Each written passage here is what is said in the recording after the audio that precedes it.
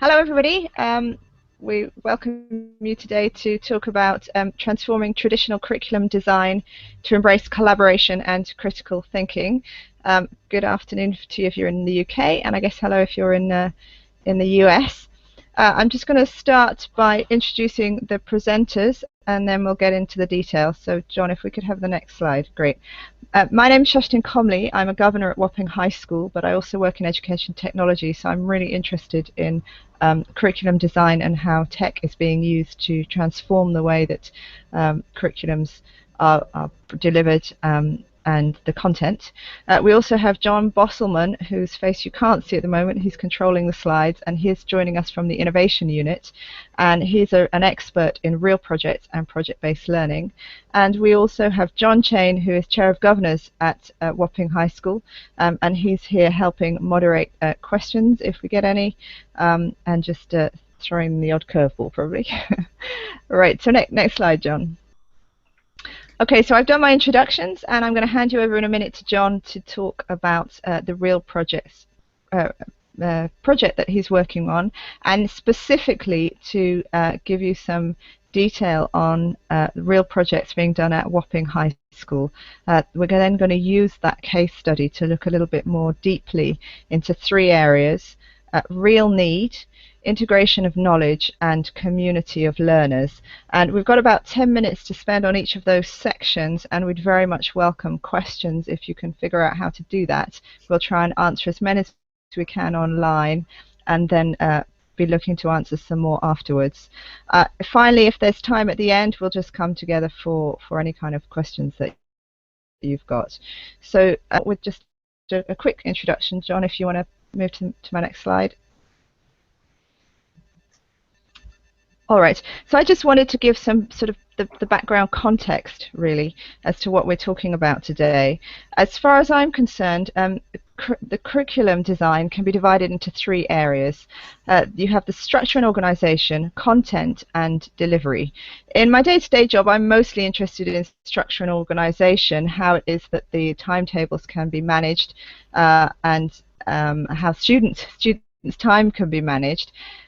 But actually what we're going to focus on now is content, what is delivered, and delivery, how it's delivered. But I just thought it's worth mentioning a little bit about structure and organization at Wapping High School, just to note that in order to deliver, had to collapse certain aspects of the timetable to give longer blocks of time. And I know schools all over the country are looking at how they can deliver these projects in different ways. So I'll now pass over to John, who's going to talk about this content and delivery through real projects. Great, thanks. I think it's really important to make note that when we're talking about learning through real projects, we're talking about a design method that we use with schools all over the country here in the UK.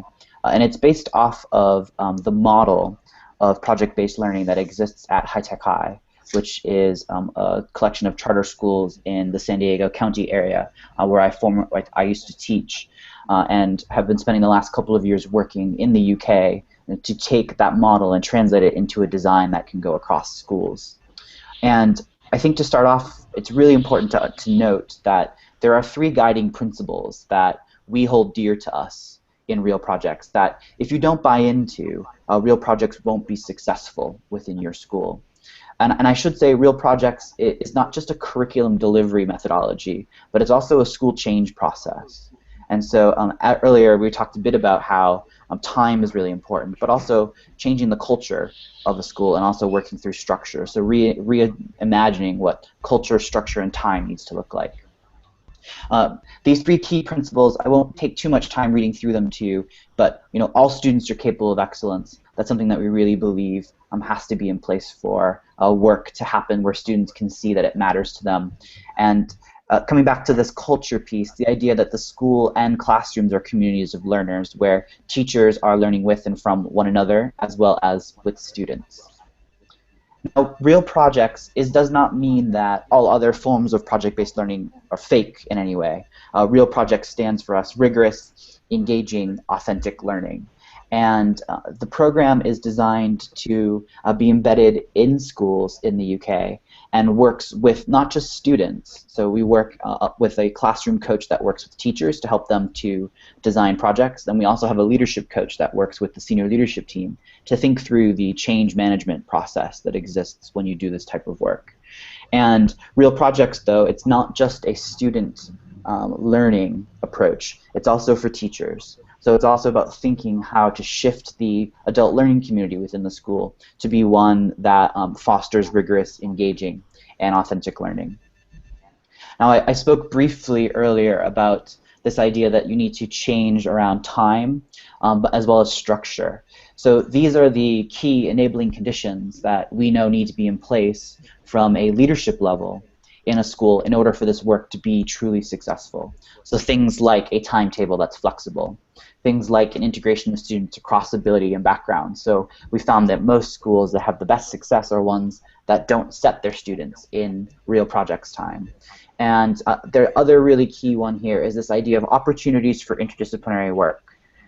In the real world, whatever that means, when you're confronted with a problem, it's not just a math problem or it's not just a science problem. It's a problem that requires you to use multiple disciplines to approach and solve that issue. So that's one of our key approaches to real projects.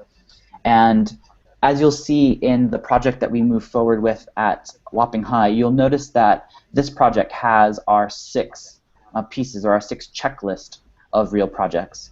So having an essential question that the students are seeking an answer to, that there's significant content built in. So real projects is not just about skill development, but it's also about understanding significant content, that students go through multiple drafts and critique as they're working towards their final product, and that they present their work at an exhibition and to an audience. So I think, am I handing it back over to you now, Tristan, to talk a bit about this project? If you want to, or you can. You probably know as much as me, more than me. Oh, okay. If you want to go through it. Sure. So one of the first projects that happened at Wapping High was the Historical Heroes Project. And at the school, the time is blocked where the students see the same group of 4 teachers. So there's 55 students that see 4 teachers for 2-hour blocks 3 times a week. And this project was the first one that they took part in as students. And they had to work towards publishing a book. And they went out into the community and looked at local historical heroes. They interviewed potentially their family members to see what their past and how their heroic events have experienced and their stories have experienced their own personal lives. All did that through interviews, and then looked at various types of sources. So taking a moment to analyze primary and secondary sources to make sure that the accounts that they are capturing and presenting into this book are ones that are accurate. I think one of the really beautiful pieces of this work is that of the 55 students that worked on this project with their 4 teachers, all of the students have their work published in that book. And I remember the week that they were finally putting all of the different pieces together, just seeing how excited the students were to know that they were going to be in a published book. I can't heard that over and over again. And then also their book is on sale at Hackney Pirates, which if you live in London and have never been to, it's an amazing place. It's a bookstore, but it's also a literacy place where you can go and embed yourself in developing literacy skills for young people. And you can see here, just this is the timeline for the project that they went through. It was about a 6-week, so a half-term project. And the students, I think, spent a significant amount of time interviewing, taking those interviews and translating them into a transcript, and then to construct a narrative in this piece. So it wasn't just a, here's the question and then the response. It was a narrative that captured the entire story. Great, thanks, John. Okay, so now we're going to look at this project in a little bit more detail, but to give some structure to our conversation, we thought we'd divide it into 3 different areas: real need, integrated knowledge, and community of learners. And we'll start with real need, and I can see we have 26 viewers out there, so if you're able to send in your questions, please do. But John, if you want to move just to the next slide. Great. Okay, so we've got 2 slides to show you in this, and then we'll see what kind of questions we might come get back. But so the first bit, what do we mean by real need? Well, firstly, relevance. I think we would all agree that people are more eager to learn when they understand why they're learning something. And that was really the beauty of this project, that all these kids had this understanding that their work was going to be published, it was going to end up in a book. And so rather than it just being some an essay or something that was going to get lost in an exercise book, they really had to think about what they were going to be producing and creating in order that it match the standard of the rest of their peers and the standard of what they would expect from a published book. And by doing this, it really helped build their confidence. They were very engaged and increased motivation. The other thing I noticed, one of my children actually was involved with this project, so I also had sort of an insider parents view, and they were really excited about the fact that they were using Blurb, which is a bit of online software that you would never normally get to use in a school environment, and it's a professional piece of software for publishing a book. So they were very conscious, these 11-year-olds, very conscious that they were using tools that they would be expected to use in the real world. And now if we move to the next slide, another aspect of real need, and this I wanted to introduce this slide because this was from some feedback from one of our teachers, and I found it really interesting. She said the other thing that people need to be aware of when developing these projects is to have a strong understanding of the cultural capital of the group that you're working with. And one of the things that she learnt by doing this project was that it made her aware of how little knowledge she had of what the students actually knew. And in some instances, there were kids who understood that it was going to be hard to publish a book. But in other instances, there were children who had never thought about the process of publishing a book before. To them, they didn't know whether it was going to be difficult or not. As an adult, we would automatically assume this was going to be a big challenge, but they just sort of went into it without any preconceptions. She also found had a similar experience when running the exhibitions, that there were some kids who had been exposed to going out to exhibitions and events and so on, and they really had a sense of what they were going to have to achieve with the end of project exhibition. But there were other children for whom this was so new that they really had no expectation at all. And so she found that very interesting, but also felt that as a teacher it's something you have to be prepared for, have to be aware of. So I hope that's piqued your interest, and I'm going to ask John if we have any questions. Not yet. Not yet. John, as chair of governors, how have you found the whole process of bringing real projects into the school? So from the outside, when you're looking in, and the most obvious thing was the nature where the production was going to result in something real. And I think that our interest when we started at school was all about the idea of personalised learning and self-directed learning, and that projects would be a kind of vehicle by which you could explore how to do that in some kind of structure. And I was really impressed by the very idea that everything would come out with a tangible result, not just a piece of work that's academic, or you put it in your folder and you say I did well on that. That real world delivery, I think, is a very critical part of that. What is the goal of the child? What is that goal that you're aiming for? That isn't just, well, it says do it in this format and I must produce it in this written output and then I get marks. They know it's a book. You can see it's a book. It feels like a book. And other things that they've done, where they've produced CDs with covers and so forth, it all feels very tangible and practical.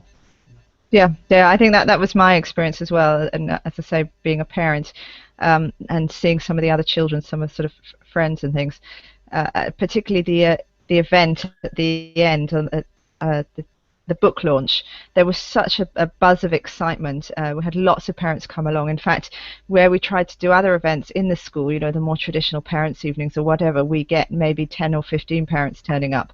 This event really drove the imagination of all the parents. It gave them a real need to come along. John Bosselman, have you got anything else to say on this topic before we move on to the next one?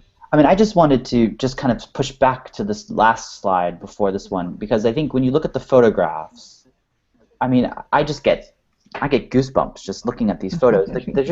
They're so proud of the work that they've done.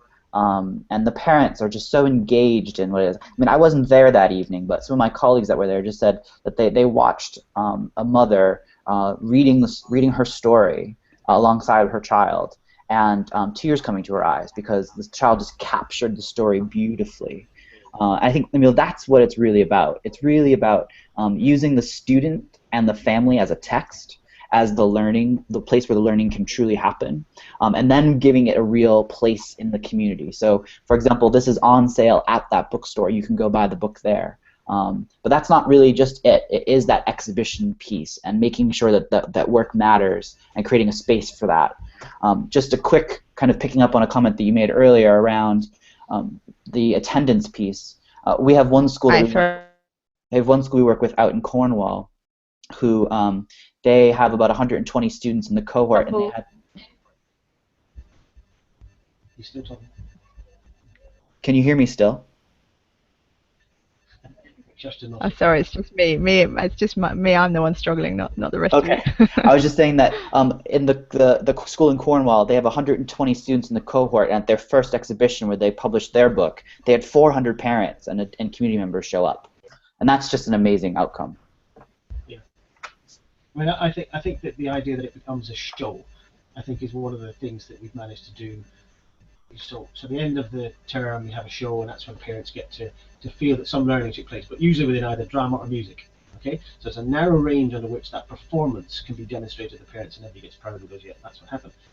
With project-based learning, there's almost no limit to how you can create that real-world, tangible outcome that clearly demonstrated all kinds of skills, all kinds of learning, all kinds of progress, in ways that are not just the end-of-term performance. So you're right, it creates performance from a wide range of outputs. Great. All right. Well, shall we move on now to the next bit? So now we're going to have a little talk. So we've looked at real need, and now we're going to have a look at integrated knowledge. And again, we've got two slides, two different examples, and we wanted this talk to be a lot about tech. So that the first slide is about tech, and it was certainly something that both this project and subsequent projects have done is really encourage students to discover new types of technology. I used the blurb example in the last few slides, and for them to learn by doing. So rather than sitting down and saying, okay, now we're going to show you how to use Google Docs, just letting them loose and saying, Google Docs is the tool you're going to have to use, so sort of get on with it. The other nice thing about the project approach is that all the students are typically divided up at some stage within the project into different departments, so effectively they have different job roles. And on the slide here I've shared a link to an Innovation Unit document, with this one, which shows all the different types of roles that the students might be having. So copy editor, editor-in-chief, PR assistant, things like that. So everybody within the team knows their function, and that drives all the students to take responsibility for their function and in turn figure out all the different types of technology that they need to use in order to do their job. And within this project, it certainly gave students an added motivation to learn how to do things and how to do things differently. Then the next slide, and now this is in some ways a little bit of a response to what I've just said there, and this is how you manage skills acquisition. I've sort of inferred from the previous slide that there is an opportunity to develop a wide range of skills. They're both soft and hard skills, using technology, need to present, need to be quite determined to get all the work done on time, all those kinds of things. But then tech itself brings in an added dimension, the fact that the kids are having to learn this new technology at the same time. And some of the feedback that we had from the teachers was really interesting. So I've got two images here, one which is critiquing being done in notebooks, and the other critiquing being done in Google Docs. And you can see I've just used the version control to show that there's all sorts of different people contributing to this document. Now what they said is long term Google Docs is amazing for this purpose. You know, it captures everything.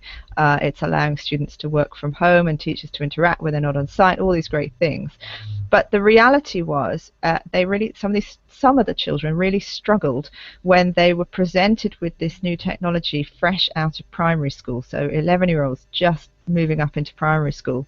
And what they plan to do next year is probably for the first project, for those students who they think aren't quite neat, or they need that bit more support, they will actually stick to the books, so that the kids have a chance to learn the critiquing skills, the copy editing skills first in a format that they're used to, and then they'll introduce technology in the second project. And so I just thought that that's really worth, you know, from a very practical perspective, really worth noting that although we can be very eager to use tech as quickly as possible, sometimes it can get in the way a little bit, and we need to think quite carefully about how and when it's introduced. At the other end of the spectrum, though, the teachers were saying that there are kids who you know, very comfortable and you know, picking up and using all sorts of different types of technology. So it's really providing that opportunity for those kids who want to stretch themselves to do so without much sort of imposition from the teachers, really. Again, John, I'm going to check in whether we've got questions. No. Maybe we were struggling to figure out how to post them. Maybe other people are as well. I'll share a link. We'll share a link somehow on the doc if you want to. It's visible on the on-air version. Right. Okay. And we'll share our we've shared our Twitter handle. So after the event, if you do have any questions, please feel free to just get in touch with us via Twitter, and then we can get through to email and so on. John Bosselman, do you want to talk about your experience looking at the kids using tech? I know we're going to talk a bit more about social media later on, but just using some Google Docs and Blurb during this project. I think one of the great things is, for me, when I was teaching, which I'm going back to do next year, with Google Docs specifically, and I saw this happen while I was at Wapping High School working with the teachers. The teachers can have up the drafts the students are working on their computer, and can literally dip in and out of different pieces to see where students are and making progress in piece. And I know for me, in my past experience, I saw this as well. Students when they have a really hard time getting started with something, the teacher can just kind of dip in and type a few words to get them started, and then the whole piece can move forward. And I think, you know, there's tons of ways to use Google Docs within your classroom. I've used it to help organize publishing a book, to make it really simple. Everyone does it in there, and then someone takes it and puts it into the Blurb software itself to then format and take care of all the layout and pieces. But it just allows another layer of collaboration and another way to really engage with the work that the students are doing.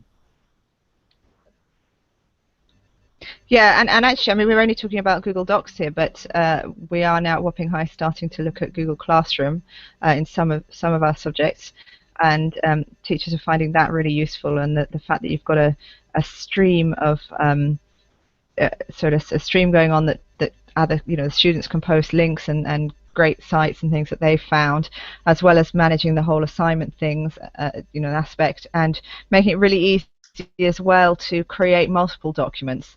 I know that's something that they've used a lot within Google Classroom.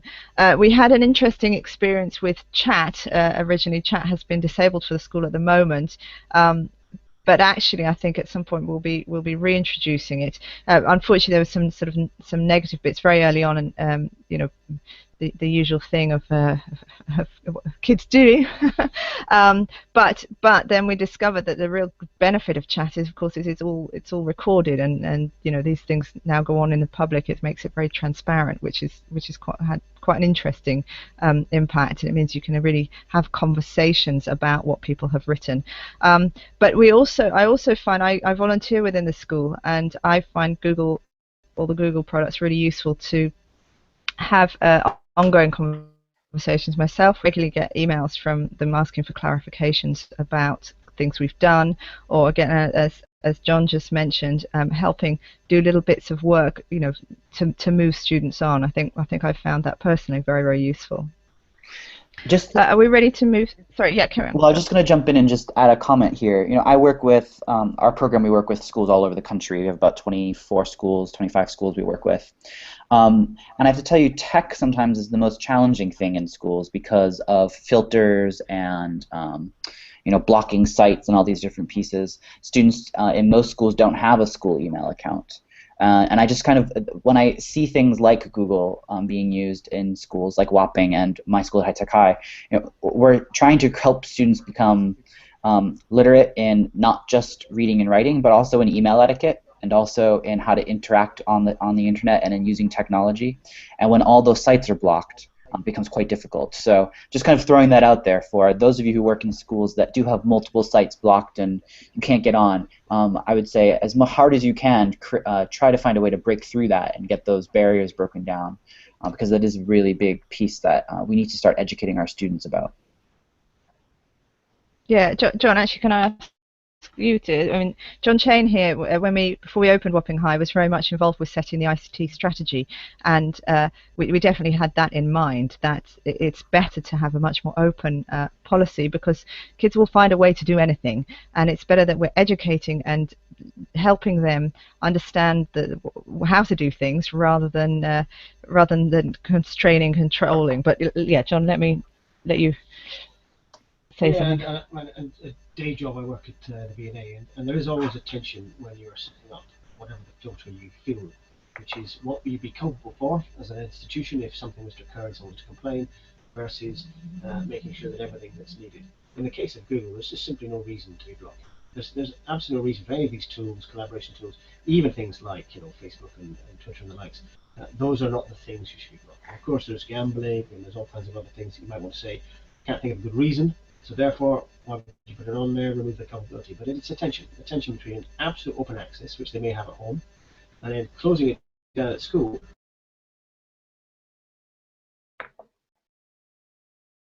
It's not even a free speech issue, it is just literally.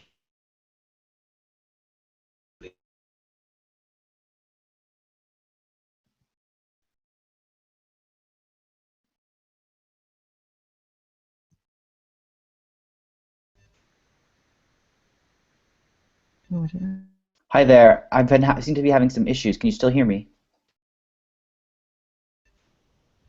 Yeah, we're back again. Okay, yeah, I was just saying we're going to move on now to the next two slides, community of learners, which I think you're leading on.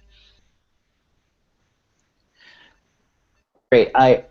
This project that happened at Wapping High, I think it's important to note that there was not just an audience that existed within the school community and the families and parents, but also there was a global audience. And it's a really interesting piece where the students at one point were broken up into the departments, as you saw earlier, and there was one group that was responsible for social media and for kind of capturing the process that the project was going through and publicizing the event.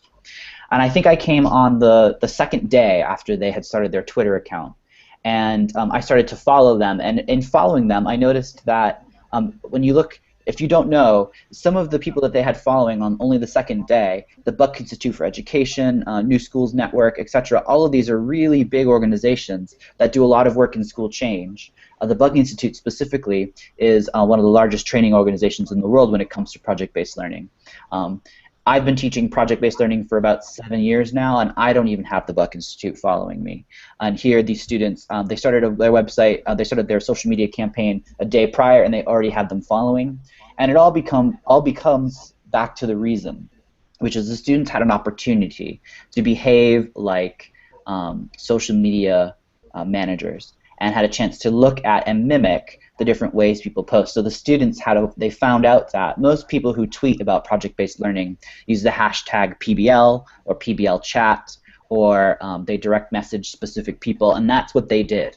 So they took those strategies, put them into their project, and that's how they got these different organizations to find out about them as well as to link up with them. And I think the other piece to this... Yeah, and so... Go ahead. Sorry, I just wanted to add, John, there, I think as well, what I see when I go into the school is that many of these students actually, in some ways, they have better knowledge than we do with how to use some of the, these social media, because they're doing it all the day, every day with their friends, whereas perhaps people of our generation are still catching up a bit. So that quickly they were able to use the skills and the knowledge that they've got through their social lives and applying it into these projects.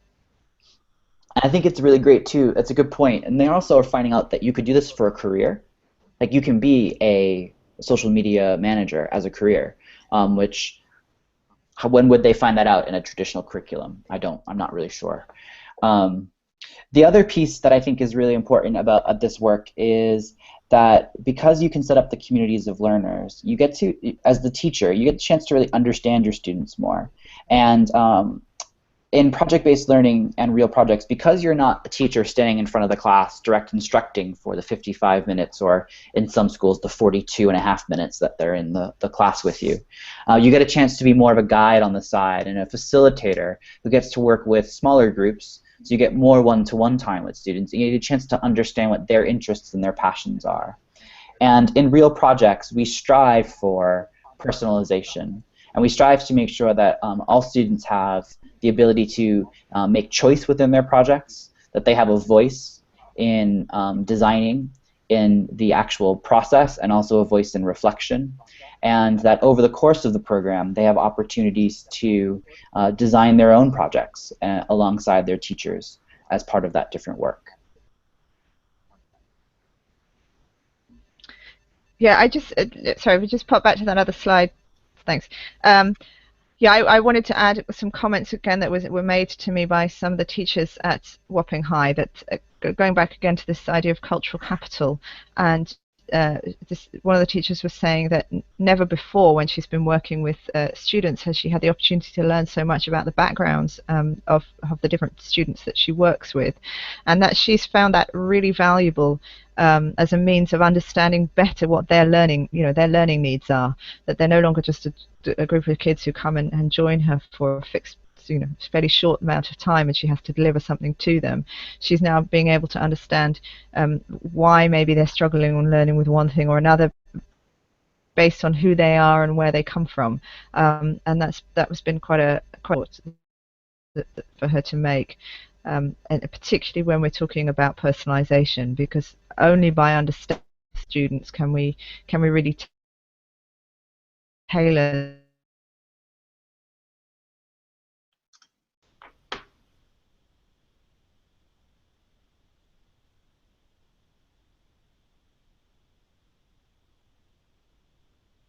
action. Before we move on to the next slide, I thought it might just be interesting to share with you, we haven't shared with you a few other examples of things that have been going on in Wapping High projects. It's been a really exciting year for students. It's mainly been the Year 7 students this year, although next year an 8.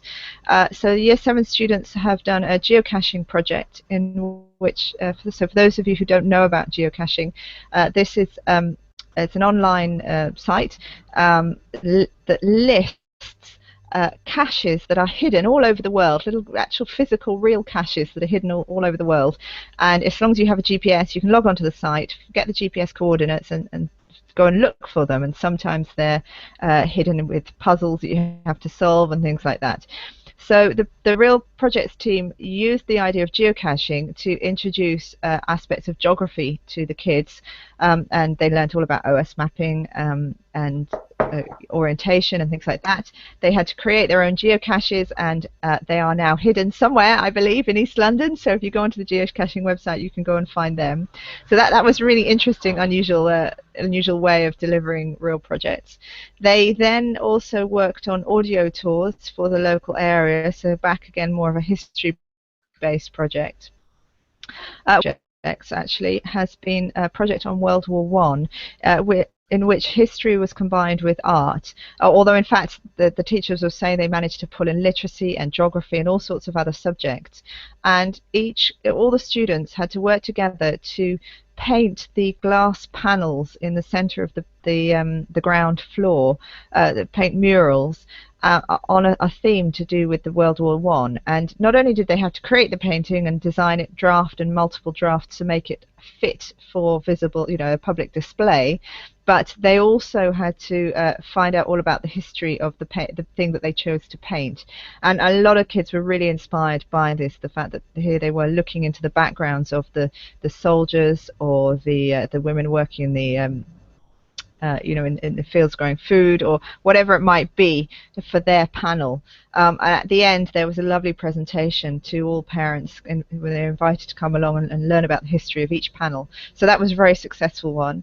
And the project that's being done at the moment, which I'm so excited about, I can't wait to see the final installation. The kids are learning about the rainforest, and the ambition is to build a tree all the way through the rainforest. Now you have to bear in mind that Wapping High School is a 5-story building, so they're going to build this tree all the way through, with each floor being a different sort of layer within the strata of the rainforest. And the kids are really very excited. I think the teachers actually are equally excited. So that's going to be a really great project to have a look at.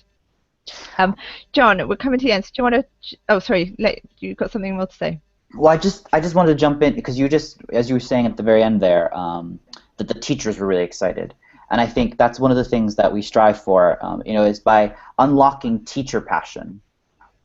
The teachers, each one of the projects you just described, the teachers were passionate about, and because they were passionate, they were able to design the curriculum and engage their students and show them what passion can mean in rigorous learning. I think that's a really important point to make, because it's not just students really engaged in the work, it's also teachers. So teachers aren't just being deliverers of curriculum, they're actually being designers of learning and curriculum. Yeah, and that reminds me that the one thing I forgot to mention was the Real Projects Week, which was completed 2 weeks ago in the school, in which the entire school participated in projects.